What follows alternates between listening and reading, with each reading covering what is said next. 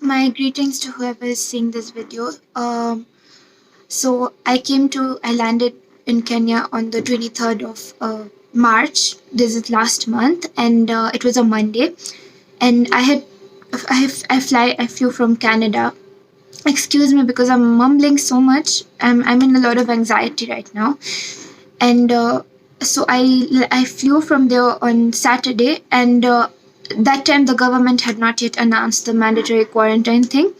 So it announced it, and after landing is when I found out that I was not going home, which I had expected to go home and self isolate myself for 14 days. I realized that we were going to be taken to a hotel for a mandatory government quarantine, which is self paid again. At that time, it came to a shock. Like, it came as a shock to all of us because we neither of us had expected that, but we complied with it. We were very compliant, and we followed all the rules. We stayed in quarantine for 14 days. We got tested. We got tested negative, and there were two positive cases in my hotel. Now, what happens is that on the 12th day, we are told that we have to stay for 14 more days after our period is over. Considering that we had followed each and every protocol, we had adhered to all the rules set by the government, this is not done.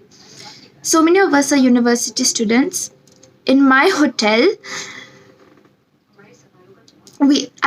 there's a pregnant mother who needs prenatal care, and she's not getting that. We have not, okay, so many of us are traveling from abroad, and it's like our mental health has not been taken into consideration at all. This is so not done because the thing is, we have already tested negative for this. It's not our fault that people who didn't self isolate when they were asked to, that we bear the consequences of all of this. It's taking a toll on our mental health. If we wouldn't be affected by the virus, for sure we will get so many panic attacks. I have had 4 panic attacks in the last 2 hours, and this is not done. We find out that we are going to be quarantined for 14 more days. That's not all. The hotel staff has not been tested. After the two positive cases, it makes just a lot of sense to have the hotel staff tested. We don't know how safe we are over here. We surely expect that we would be much more safer in our own houses because we're not meeting so many people.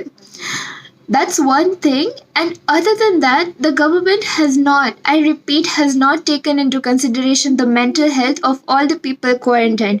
It's not our fault. We are paying for this. It's like you're robbing off your citizens to fill pockets that are already full. Because if this was at all about our health and our safety and the nation's safety, you will not have dragged us from the airports in overcrowded buses. And the way we were treated in those buses, I don't even have words to speak about that. We have not had our clothes washed for the past 14 days, and now it's going to happen for the next 14 days too. This is not done. To anybody listening to this video, I request you to please put pressure on the government, because our sheer, and if anybody comes up to me and says that I should not have made this video, I will say it's a sheer violation of my democratic right as a Kenyan citizen. I have all the right to share my concern. Every single person in the hotel is crying. People are having anxiety attacks. I am crying at this point in time because I want to go home. It's not like I'm saying that I won't self isolate. I will. And I'm not supposed to bear the consequences of someone else's fault, right? And none of the people in each and every hotel who is that had positive cases. So the government announced that it will put into the extended quarantine is for anyone living in a hotel with a positive case. But it's not our fault. You've already taken the positive cases to the hospital for treatment. We have tested negative. Test us negative and release us. This is not done. And if you can't do that, the government has to pay for us. This is so not done.